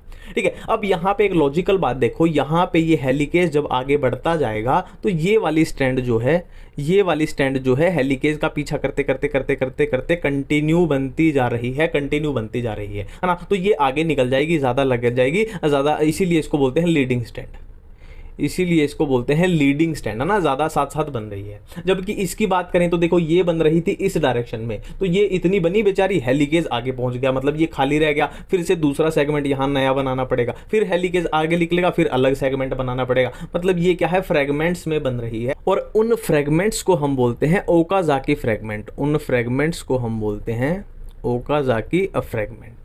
ठीक है, सिंपल सी बात है। अब बहुत सारे देखो, मान लो ये एक बन गया ओकाजाकी, ये एक बन गया ओकाजाकी, बाद में उनको जोड़ दिया जाएगा, और जोड़ने वाला जो एंजाइम है ना, अपनी बायोलॉजी में फेविकोल किसको बोलते हैं, लाइगेज को बोलते हैं। ओकाजाकी फ्रेगमेंट्स को लाइगेज की हेल्प से जोड़ दिया जाएगा, तो ये ना अपना नई स्टैंड बन जाएगी। अपने पास क्या थी, है ना, डबल स्टैंडर्ड था, और ये नई नई बनती चली गई। इसी को बोलते हैं हम डीएनए रेप्लिकेशन।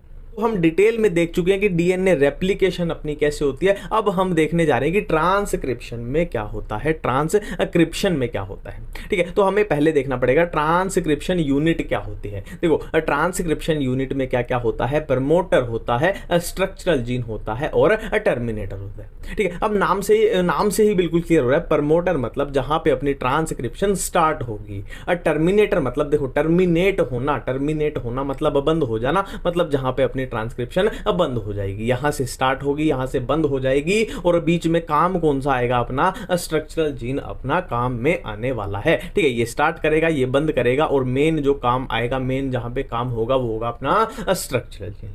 अगर डायग्राम की बात करें तो एनसीईआरटी में कुछ ऐसा डायग्राम आपको दिखाई देगा। देखो ये जो अपना है ना, ये यहां से यहां तक, ये क्या है, अपना स्ट्रक्चरल जीन है। ये क्या है, अपना स्ट्रक्चरल जीन है। ठीक है, और ये क्या है, अपना प्रमोटर है। ये क्या है, अपना प्रमोटर है, और ये क्या है, अपना टर्मिनेटर है। और पूरी क्या है, अपनी ट्रांसक्रिप्शन यूनिट है। सिंपल सी बात है, मतलब क्या है, ट्रांसक्रिप्शन यहां से स्टार्ट होगी और ऐसे चलेगी और टर्मिनेटर पे आके टर्मिनेट हो जाएगी, यानी खत्म हो जाएगी। और ट्रांसक्रिप्शन के रिजल्ट से हम क्या बना लेंगे, मैसेंजर आरएनए बना लेंगे, है ना। डीएनए से हम क्या बना लेंगे, मैसेंजर आरएनए बना लेंगे ट्रांसक्रिप्शन से। ठीक है, बिल्कुल ठीक है। अब स्ट्रक्चरल जीन पे ध्यान देते हैं। देखो यहाँ पे आपको क्या दिखाई देगा, एक टेम्पलेट स्ट्रैंड दिखाई देगी, और टेम्पलेट स्ट्रैंड अपनी कौन सी वाली है, ये वाली है। ठीक है, ये वाली है, और ये अपनी कोडिंग स्ट्रैंड है, ये वाली।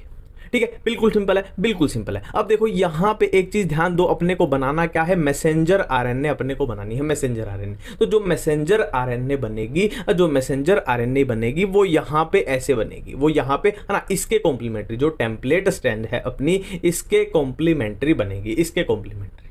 ठीक है, बिल्कुल सिंपल सी बात है, बिल्कुल सिंपल सी बात है। अब देखो ये वही है, टेम्पलेट वाली अपनी जो है एंटीसेंस जो है हैज अ पोलैरिटी 3' to 5', और दूसरी है कोडिंग स्टैंड, ये वाली अपनी कोडिंग स्टैंड है। अब यहाँ पे एक बात को समझो कि अपने को जो प्रोडक्ट चाहिए ना, जो अपने को प्रोडक्ट चाहिए वो इसके जैसा चाहिए, इसीलिए हम इसको कोडिंग स्टैंड बोले ना, एक कोड करेगी, इसके जैसा प्रोडक्ट चाहिए। तो इसके जैसा प्रोडक्ट है, इससे तो अपने को नहीं मिलेगा, है ना। तो हम क्या करते हैं, देखो इसके कॉम्प्लीमेंट्री बना लेते हैं, इसके कॉम्प्लीमेंट्री बना लेते हैं, जो ठीक कैसी बन जाएगी, ऐसी बन जाएगी। इसीलिए इसको कोडिंग बोला जाता है, इसको नॉन कोडिंग बोला जाता है। ठीक है, अब आगे बढ़ते हैं। देखो अब आरएनए पॉलीमरेज की थोड़ी बात करनी पड़ेगी, और ये दोनों में अलग अलग होगी। अब प्रोकैरियोट्स में अलग, यूकैरियोट्स में अलग। ठीक है, तो प्रोकैरियोट्स की बात करें तो आरएनए पॉलीमरेज सिर्फ एक टाइप की होती है, ओनली ऑफ वन टाइप, है ना। और एक ही टाइप की जो आरएनए पॉलीमरेज है वो सभी टाइप की आरएनए को बनाएगी। वो राइबोसोमल आरएनए को भी बनाएगी, वो मैसेंजर को भी, वो ट्रांसफर आरएनए को भी वही बनाएगी, है ना। एक ही टाइप की आरएनए पॉलीमरेज सभी तरीके की आरएनए को बनाएगी। जबकि यूकैरियोट्स की बात करें तो वहां पे 3 टाइप की आरएनए पॉलीमरेज होती है, RNA polymerase 1, RNA polymerase 2 and RNA polymerase 3। 1 किसको बनाएगी, 1 किसको बनाएगी, तो ये वाले राइबोसोमल आरएनए को बनाएगी। 2 किसको बनाएगी, हेटेरोन्यूक्लियर आरएनए को बनाएगी। 3 किसको बनाएगी, ट्रांसफर आरएनए को बनाएगी। और एसएन आरएनए को, एक 5S राइबोसोमल आरएनए को बनाएगी। ठीक है, सिंपल सी बात है, ये एनसीईआरटी में लिखे हुए हैं, तो हर हाल में अपने को ये पता होने चाहिए, ये पता होने चाहिए। ठीक है, अब आगे बढ़ते हैं, अब आगे बढ़ते हैं। हम देख रहे हैं कि ट्रांसक्रिप्शन आखिर होती कैसे है, और ये हम किस में बात कर रहे हैं भाई, ये हम बात कर रहे हैं प्रोकैरियोट्स में। ये बात हो रही है किसकी, प्रोकैरियोट्स की बात हो रही है। ठीक है, अब यहां पे ध्यान दो कुछ चीजों पे, ध्यान दो कुछ चीजों पे। ये है अपना प्रमोटर, है ना, ये है अपना प्रमोटर, और यहां पे है अपना टर्मिनेटर। मतलब क्या है, प्रमोटर से ट्रांसक्रिप्शन स्टार्ट होगी, और टर्मिनेटर पे, देखो टर्मिनेटर यहां पे लगभग यहां आना चाहिए। ठीक है, तो क्या है, टर्मिनेटर पे खत्म हो जाएगी। प्रमोटर और टर्मिनेटर का बीच का जो रीजन है वहीं पे होगा जो कार्यक्रम होना है। ठीक है, अब होगा क्या, होगा क्या, अपने को बनानी है मैसेंजर आरएनए, अपने को बनानी है मैसेंजर आरएनए। तो सिंपल सी बात है, देखो मैसेंजर आरएनए अगर अपने को बनानी है, और कैसे बनानी है, कुछ ऐसे बनेगी ना उसकी कॉम्प्लीमेंट्री। देखो हमने ये देखा था कि इसकी कॉम्प्लीमेंट्री बनेगी, तो इसकी कॉम्प्लीमेंट्री यहां बनाने के लिए, देखो ये पूरा डीएनए थे ना, ये डबल स्टैंड डीएनए था, तो अपने को इतना तो थोड़ा बहुत तोड़ना पड़ेगा, क्योंकि उसके अब बीच में बनेगी, बीच में बनेगी। ठीक है, अब होता क्या, वो देखो प्रमोटर रीजन को कौन रिकॉग्नाइज करता है, सिग्मा फैक्टर रिकॉग्नाइज करता है। प्रमोटर रीजन को सिग्मा फैक्टर रिकॉग्नाइज कर देगा। अब ठीक है, अब सिग्मा फैक्टर की हेल्प से ही, सिग्मा फैक्टर के हेल्प से ही प्रमोटर साइट पे कौन जुड़ जाएगा, आरएनए पॉलीमरेज जुड़ जाएगा। देखो अपने को बनानी क्या है, आरएनए ही तो बनानी है, मैसेंजर आरएनए। तो मैसेंजर आरएनए कौन बनाएगा, आरएनए पॉलीमरेज ही तो बनवाएगा। तो प्रमोटर रीजन पे आरएनए पॉलीमरेज बाइंड कर जाता है, किसकी हेल्प से, सिग्मा फैक्टर की हेल्प से। ठीक है, अब आरएनए पॉलीमरेज मतलब वो आरएनए को बनवा देगा। देखो ये आरएनए उसने बनवा दी, आरएनए पॉलीमरेज ने बनवा दी। ठीक है, पॉलीमरेज ने बनवा दी। Opening of the helix and continued elongation. देखो ओपनिंग ऑफ हेलिक्स तो सिंपल सी बात है यार, जो डीएनए की जो हेलिक्स है ना, ये वाले बॉन्ड है, ये तो टूटने पड़ेंगे, तभी तो बीच में कार्यक्रम चलेगा। ठीक है, और कंटिन्यूस एलोंगेशन किसकी हो रही है, ये मैसेंजर आरएनए जो बन रही है, इसकी कंटिन्यू एलोंगेशन होती जा रही है। ठीक है, और जैसे जैसे जैसे जैसे ये काफिला धीरे धीरे धीरे धीरे ये काफिला टर्मिनेटर रीजन पे पहुंचेगा, तो टर्मिनेटर रीजन क्या है, ऑटोमेटिक उसको, है ना, नाम में यार टर्मिनेट मतलब ऑटोमेटिक ट्रांसक्रिप्शन को अब बंद करवा देगा। ठीक है, बंद करवा देगा। ठीक है। अब टर्मिनेटर रीजन को कौन पहचानता है, तो रो फैक्टर पहचानता है, रो फैक्टर पहचानता है। ठीक है। अब यहां पे कितने बढ़िया क्वेश्चन बन गए कि प्रमोटर रीजन को कौन पहचानता है, सिग्मा फैक्टर पहचानता है, और जबकि टर्मिनेटर रीजन को रो फैक्टर पहचानता है। और ये प्रोकैरियोट्स में हम अब बात कर रहे हैं। एक बार फिर से प्रमोटर रीजन को सिग्मा फैक्टर पहचानेगा और आरएनए पॉलीमरेज को वहां बाइंड करा देगा। अब आरएनए पॉलीमरेज नाम में ही आ रहा है कि आरएनए की फॉर्मेशन करवाएगी, तो ये ऐसे आरएनए बन जाएगी, है ना, मैसेंजर आरएनए अपनी बन गई है। और जैसे जैसे ये काफिला टर्मिनेटर तक पहुंचेगा तो वहां पे कौन काम करेगा, रो फैक्टर पहचान लेगा, भाई टर्मिनेटर रीजन आ गया है, अब ये कार्यक्रम को बंद कर दिया जाए, है ना। ये रिलीज हो गया, देखो ये रिलीज हो गया, आरएनए पॉलीमरेज रो फैक्टर पे चिपका हुआ है और ये इधर रिलीज हो चुका है। ठीक है, सिंपल सी बात।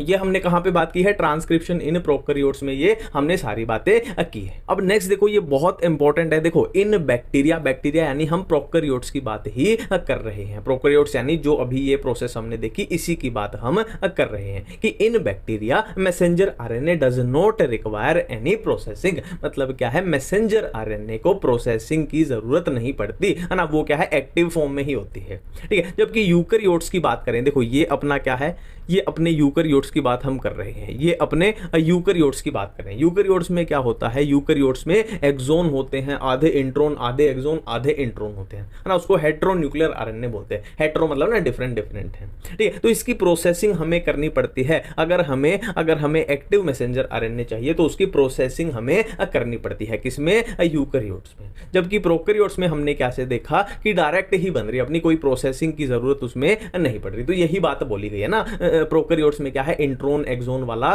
सीन नहीं है, और यूकैरियोट्स में आधे इंट्रोन आधे एक्सोन, फिर उसकी प्रोसेसिंग करनी पड़ेगी और वो सब आगे देखेंगे हम।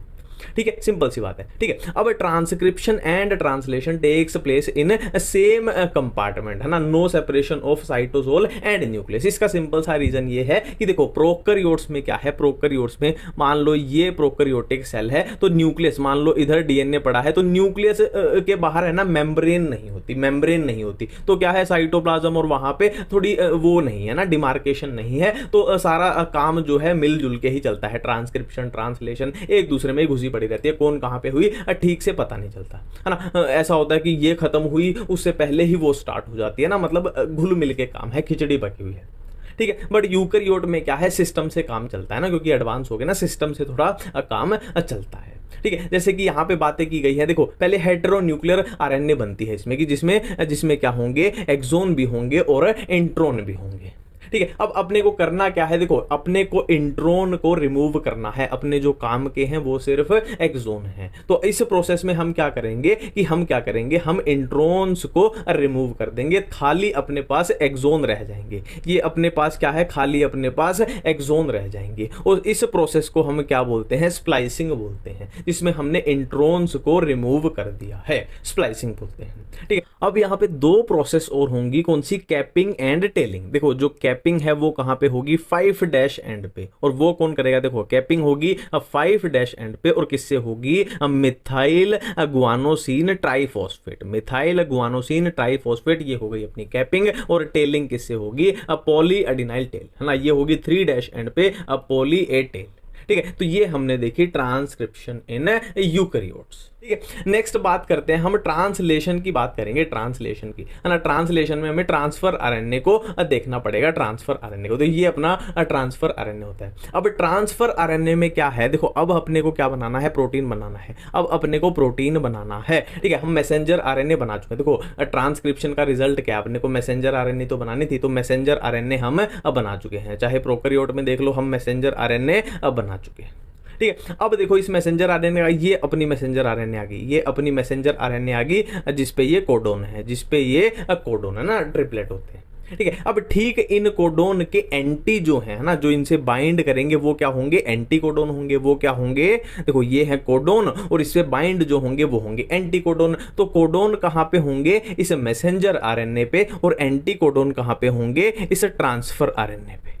एंटी कोडोन कहाँ पे होंगे, इस ट्रांसफर आरएनए, है ना। और यहाँ पे एक और बात का ध्यान रखेंगे कि हर ट्रांसफर आरएनए अपने सिर पे बिठा के किसको लाता है, अमीनो एसिड को लाता है, जैसे ये एसेरीन को लाया है, और ये वाला ट्रांसफर आरएनए जैसे टायरोसिन को लाया है। हाँ, स्पेसिफिक होते हैं कि ये वाला ट्रांसफर आरएनए इसी को बिठा के लाएगा, ये वाला ट्रांसफर आरएनए इसी को बिठा के लाएगा, ठीक है। तो यहाँ पे वही बातें लिखी गई हैं, कि एंटी कोडोन लूप होगा, ये क्या है, एंटी कोडोन हमने देख लिया, ठीक है। और क्या है, अमीनो एसिड एक्सेप्टर एंड हो गया, है ना, जहां पे अमीनो एसिड लगेगा वो अमीनो एसिड एक्सेप्टर एंड हो गया, ठीक है। Transfer RNA specific for each amino acid, ये भी बात हमने कर ली कि ये वाला ट्रांसफर आरएनए इसी को बिठा के लाएगा, ये वाला सिर्फ इसी को बिठा के लाएगा, ठीक है। For initiation there is another specific transfer RNA that is referred to as initiator transfer RNA. ये बातें अभी ये प्रोसेस में हम देख लेंगे, इसकी टेंशन मत लो। There is no transfer RNA for stop codon, है ना। अभी कोडोन वाला नीचे देखेंगे ना, तब बताऊंगा क्यों नहीं है ना। सिंपल सी बात है यार, कोडोन ही स्टॉप है, मतलब वो किसी के लिए कोड ही नहीं कर रहा, मतलब वो प्रोटीन ही नहीं बनाना चाहता, तो ट्रांसफर आरएनए का तो कोई लेना देना होगा ही नहीं, है ना। सिंपल सी बात है, क्यों होगा लेना देना, है ना। ट्रांसफर आरएनए तो बेचारा अमीनो एसिड लेके आता है, वो तो प्रोटीन बनवा रहा है, और ये स्टॉप कोडोन मतलब वो कुछ भी नहीं करेगा, तो उसके लिए क्यों ही होगा, सिंपल सी बात है,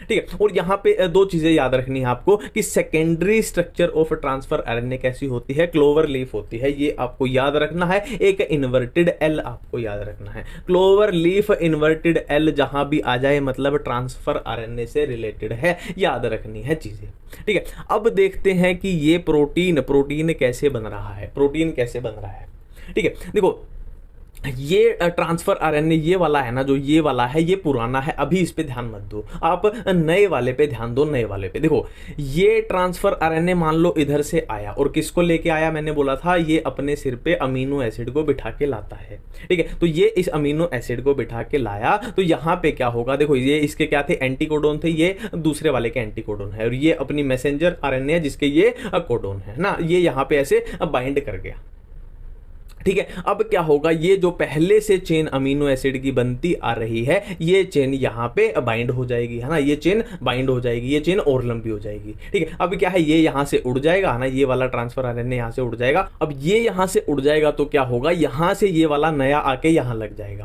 है ना। और जो चेन यहां पे मान लो, यहां पे वो चेन इतनी लंबी हो जाएगी, फिर है ना, इतनी लंबी हो जाएगी ना, इससे ये चेन इस पे आ जाएगी। अब ये चेन इसको नेक्स्ट वाले को ट्रांसफर कर देगा ना, ये यहां पे लग जाएगा, फिर वो चेन इस पे लग जाएगी ऐसे, और वो चेन ऐसे लंबी होती जाएगी। और आप एक बात याद करो कि प्रोटीन असल में होता क्या है, आप एक बात याद करो, प्रोटीन असल में होता क्या है, प्रोटीन अमीनो एसिड का पॉलीमर ही तो होता है ना। ये चेन बहुत लंबी हो जाएगी तो उसी को तो प्रोटीन बोलेंगे, पॉलीपेप्टाइड चेन बन जाएगी, है ना। सिंपल सी बात है, प्रोटीन ऐसे ही तो बनता है, इसी को हम बोलते हैं क्या, ट्रांसलेशन बोलते हैं, ठीक है। अब हम बात करने वाले हैं जेनेटिक कोड के बारे में। 3 साइंटिस्ट याद रखने हैं, जॉर्ज गैमो, हरगोबिंद खुराना, मार्शल निरम। देखो सुपर फास्ट तरीके से करते हैं। कोडोन इज ट्रिपलेट, ये तो सबको पता ही होता है। अब स्टॉप कोडोन कौन से अपने, उल्लू आया यानी UAA, उल्लू गया आया यानी UGA, उल्लू आया गया यानी UAG, उल्लू आया उल्लू गया आया, उल्लू आया गया। सिंपल सी ट्रिक है। देखो टोटल कोडोन्स कितने होते हैं, 64 होते हैं, जिसमें से कोडिंग वाले 61 हैं। तो सिंपल सी बात है, 64 में से 61 कोडिंग है, तो स्टॉप कोडोन कितने हो जाएंगे, 64 - 61 3 हो जाएंगे, 3 हो जाएंगे अपने स्टॉप कोडोन। कौन से हैं, ये वाले हैं, हम ऑलरेडी कर चुके हैं। Codon is read in messenger RNA continuous fashion. देखो सिंपल सी बात है, देखो ये मैसेंजर आरएनए थी, ऐसे कोडोन देखो लाइन में थे पूरे, कोई भी कोमा कोई भी पंक्चुएशन नहीं थी, और इनको ऐसे लाइन में ही पढ़ा जाता है ना, डायरेक्ट लाइन में थे। देयर इज नो पंक्चुएशन, ठीक है। कोड इज नियरली यूनिवर्सल नाम से ही समझ गए कि सबके लिए समान है। इसके जो रूल हैं कोडोन्स के, है ना, जो भी इसमें है वो सबके लिए समान है, बट इसकी कुछ एक्सेप्शन एनसीईआरटी में लिखी गई है, माइटोकॉन्ड्रिया एंड सम प्रोटोजोन, ठीक है। Some amino acids are coded by more than 1 codon, hence the code is degenerate. क्या है, सम अमीनो एसिड्स, मान लो एक अपना कोडोन है वो किसी, देखो यहां पे समझाता हूं, मान लो एक अपना कोडोन है वो एक्स के लिए बाइंड करता है, ठीक है, और दूसरा अपना कोडोन है वो भी एक्स अमीनो एसिड के लिए ही बाइंड करता है ना। तो ये बात यहां पे अब बोली गई है, ठीक है। नेक्स्ट है AUG, नेक्स्ट है AUG has a dual function, dual function है उसके, एक तो इनिशिएटर कोडोन है, इनिशिएटर कोडोन है, एक क्या है वो कोड्स फॉर मेथियोनिन। अब हम देखने वाले हैं डीएनए फिंगरप्रिंटिंग। तो पहला क्वेश्चन तो इसमें यही बनेगा कि किसने डीएनए फिंगरप्रिंटिंग टेक्निक जो है वो किसने डेवलप की थी, तो साइंटिस्ट का नाम याद रखना है अलेक्स जेफरी ने, ठीक है। तो उसने क्या किया था, सैटेलाइट डीएनए का यूज किया था। सैटेलाइट डीएनए में हाई डिग्री ऑफ क्या होती है, डीएनए पॉलीमॉर्फिज्म होती है। अब ये सैटेलाइट डीएनए क्या होता है, उसके लिए मैंने सिंपल सा ये चार्ट बनाया है जिससे आपको कभी भी कोई भी कंफ्यूजन नहीं होगी। देखो अपना डीएनए जो है ना, डीएनए उसमें दो पार्ट होते हैं, एक तो होता है बल्क डीएनए, बल्क नाम से ही पता लग रहा है, जो मेन डीएनए है यानी 99.9% होता है, और एक होता है अपना सैटेलाइट डीएनए जो सिर्फ और सिर्फ 0.1% होता है। अब बल्क डीएनए कोडिंग डीएनए होता है जो अपने प्रोटीन बनाने में काम आता है, और ये नॉन कोडिंग प्रोटीन होता है, ठीक है। अब यहाँ पे खास बात क्या है कि ये 99.9% जो है ना, जो बल्क डीएनए है, ये ऑलमोस्ट सब में सेम होता है, ऑलमोस्ट सब में ये सेम होता है, ठीक है। जो फर्क होता है ना, फर्क इंडिविजुअल में, हर इंडिविजुअल में जो फर्क होता है वो कहाँ होता है, वो सैटेलाइट डीएनए में होता है, फर्क होता है, ठीक है। अब सैटेलाइट डीएनए में भी दो पार्ट है अपने, एक तो मिनी या फिर उसको बोल देंगे VNTR यानी variable number of tandem repeat, दूसरा हो जाएगा माइक्रो या फिर उसको बोल देंगे STR यानी शॉर्ट टेंडम रिपीट, है ना। VNTR क्या है, variable number of tandem repeat, STR क्या है, शॉर्ट टेंडम रिपीट, ठीक है। अब नाम से ही पता लग रहा है, देखो नाम से ही पता लग रहा है, माइक्रो मतलब ये बहुत ही छोटा है, 1 से 8 बेस पेयर। मिनी क्या है, छोटा है, 10 से 60 बेस पेयर है, बट ये माइक्रो मतलब और भी माइक्रो हो गया, और भी छोटा है, ठीक है, बिल्कुल ठीक है। डीएनए बल्क होता है जो कि 99.9% है, और सैटेलाइट है 0.1% है ना। सैटेलाइट को आप ये बोल के चलो यही है अपना VNTR ही सैटेलाइट अपना, ठीक है, सिंपल सी बात है। और हम कर चुके हैं कि सैटेलाइट डीएनए में हाई डिग्री ऑफ पॉलीमॉर्फिज्म पाई जाती है ना, मतलब देखो बेसिकली ये है कि जो पहचान होगी ना हर इंडिविजुअल की, वो ये है पहचान, वो ये अपना VNTR ही मान के चलो, सैटेलाइट डीएनए बोल लो या फिर, है ना, कि ये हर एक में डिफरेंट होता है। तो यही वही बताया गया कि भाई कोई क्राइम सीन से अगर अपने को मिले सैंपल मिले, मान लो ये सैंपल अपने को क्राइम सीन से मिला, ठीक है, अब अपने को A पे शक है और B पे शक है। अब देखो बल्क डीएनए तो सबका सेम होगा, बल्क डीएनए तो ऑलमोस्ट सबका सेम होता है, इससे तो पता नहीं चलेगा, तो हम इसमें देख लेते हैं कि कहाँ पे क्या सिमिलरिटी आ रही है ना। तो इनमें से अपने को मैच करा के देख लिया, देखो इसमें है ना, इसमें देखो सेम जगह पे आ रहा है, सेम जगह पे, सेम जगह पे, सेम जगह पे, सेम जगह पे, सेम जगह पे, देखो इसके साथ मैच ये नहीं खा रहा, इसके साथ मैच नहीं खा रहा, इसके साथ मैच नहीं खा रहा, तो अपना क्रिमिनल कौन है, इसके साथ क्या मैच हो रहा है, C के साथ B मैच हो रहा है, ठीक है। और ये दो इंसानों का सेम नहीं हो सकता, नहीं हो सकता, इसीलिए ना बोलते हैं कि आना समझ गए ना आप कहाँ पे यूज होगा, है ना, CID VID वो सब, है ना। नेक्स्ट है अपना ह्यूमन जीनोम प्रोजेक्ट। देखो इसमें याद करने की चीजें ज्यादा है, समझने का कुछ नहीं है। कब लॉन्च हुआ था, 1990 में, 13 ईयर प्रोजेक्ट, है ना। और ये यूएस कौन सी country, US UK Japan China Germany France, और ये सब याद करने की चीजें हैं। ये थोड़ा ध्यान रख लेना, मेथोडोलॉजीज कौन सी यूज हुई थी इसमें, एक्सप्रेस्ड सीक्वेंस टैग, देखो ये डायरेक्ट NCERT में लिखा हुआ है, कौन सी, expressed sequence tag and sequence annotation. और ये देखो होस्ट अगर बैक्टीरिया यूज करेंगे तो वेक्टर कौन सा हो जाएगा, बैक्टीरियल आर्टिफिशियल क्रोमोसोम। होस्ट अगर यीस्ट यूज करेंगे तो वेक्टर कौन सा हो जाएगा, यीस्ट आर्टिफिशियल क्रोमोसोम, है ना, BAC YAC, ठीक है, सिंपल है। अब फिर से वही है यार, ये चीजें आपको याद ही करनी पड़ेंगी, ये चीजें आपको हर हाल में याद करनी पड़ेंगी, ये NCERT में लिखी गई है और इसमें समझने का कुछ नहीं है भाई, समझने का कुछ नहीं है ना। मोस्ट जीन सबसे ज्यादा जीन किसके पास होते हैं, क्रोमोसोम 1, फ्यूएस्ट सबसे कम किसके पास होते हैं, क्रोमोसोम Y, है ना। मोर देन 50% जीन का फंक्शन अननोन है, less than 2% of genome code for proteins, है ना। और ये क्या है, 99.9% nucleotides are same in all people, ये हमने कही थी ना बल्क डीएनए, वो तो है बल्क डीएनए 99.9% सेम होता है। टोटल नंबर ऑफ जीन कितने होते हैं, 30,000 के पास। लार्जेस्ट ह्यूमन जीन कौन सा है, डिस्ट्रोफिन है, जिसमें 2.4 मिलियन बेसिस हैं। एवरेज जीन में कितने बेस होते हैं, 3000 बेस होते हैं। ह्यूमन जीनोम में कितने न्यूक्लियोटाइड बेसिस हैं, इतने मिलियन, 1.4 मिलियन SNPs फाउंड हुए हैं। तो ये सब क्या है, याद करने की चीजें, आपको याद ही करनी पड़ेगी, इसका कोई इलाज नहीं है ना। और इसमें तो भाई ट्रिक भी नहीं लगा सकते, इसमें क्या ट्रिक बनाए, और ट्रिक मान लो इधर उधर से बना भी दी तो वो याद नहीं रहेगी, है ना। उल्टा ट्रिक और याद करनी पड़ेगी, उल्टा डबल मुश्किल बढ़ जाएगी। तो ये याद ही आपको रखना पड़ेगा, और NCERT में है तो हर हाल में करना ही पड़ेगा। अब हम पढ़ने वाले हैं लैक ऑपेरोन। ठीक है, तो लैक ऑपेरोन में सबसे पहला question negative type of regulation. देखो डायरेक्ट क्वेश्चन आएगा कि लैक ऑपेरोन में पॉजिटिव टाइप थी या नेगेटिव टाइप थी, तो कंफ्यूजन हो जाएगी। तो याद रखना है लैक ऑपेरोन में नेगेटिव टाइप ऑफ रेगुलेशन थी। और लैक ऑपेरोन में जो स्ट्रक्चरल जीन होंगे ना, उनसे जो प्रोडक्ट मिलेगा वो किसके लिए जरूरी है? लैक्टोस की मेटाबॉलिज्म के लिए जरूरी है। ठीक है, नेक्स्ट है साइंटिस्ट। लैक ऑपेरोन के रिलेटेड आपसे साइंटिस्ट पूछ लिया जाए तो Jacob and Monod, Francis Jacob and Jacques Monod. Lac operon में सबसे पहला पॉइंट, इनको कैसे याद करना है? इनको याद करना है रपोस। रपोस RPOS, R से रिप्रेसर, P से प्रमोटर, O से ऑपरेटर और ZYA हमारे हो जाएंगे स्ट्रक्चरल जीन्स। अब देखो यहां पे हमारे पास बनेगा क्या? रिप्रेसर। रिप्रेसर को मैंने बोला है चोर। अब देखो चोर के आसपास अगर कोई भी पुलिस वाला ना हो तो ये चोर बिल्कुल फ्री है। अब चोर बिल्कुल फ्री है तो ये क्या करेगा? इस ऑपरेटर के साथ बाइंड कर जाएगा। यहां पे बाइंड कर जाएगा तो ये ट्रांसक्रिप्शन को नहीं होने देगा, मतलब यहां पे कोई भी एंजाइम नहीं बन रहा। अब दूसरी कंडीशन देखो, सेम वही रपोस, यहां पे बना रिप्रेसर। रिप्रेसर यानी चोर, पर इस कंडीशन में क्या है? चोर के आसपास एक पुलिस वाला है, इंड्यूसर। इंड्यूसर को मैंने बोला है पुलिस वाला। चोर के आसपास पुलिस वाला है तो ये पुलिस वाला इस चोर को पकड़ लेगा। इस चोर को पकड़ लेगा तो ये चोर यहां ऑपरेटर के साथ बाइंड नहीं कर पाएगा। तो ऑपरेटर बिल्कुल फ्री है और यहां पे ट्रांसक्रिप्शन हमारे पास हो जाएगी और यहां पे ये स्ट्रक्चरल जीन से एंजाइम हमारे बन जाएंगे।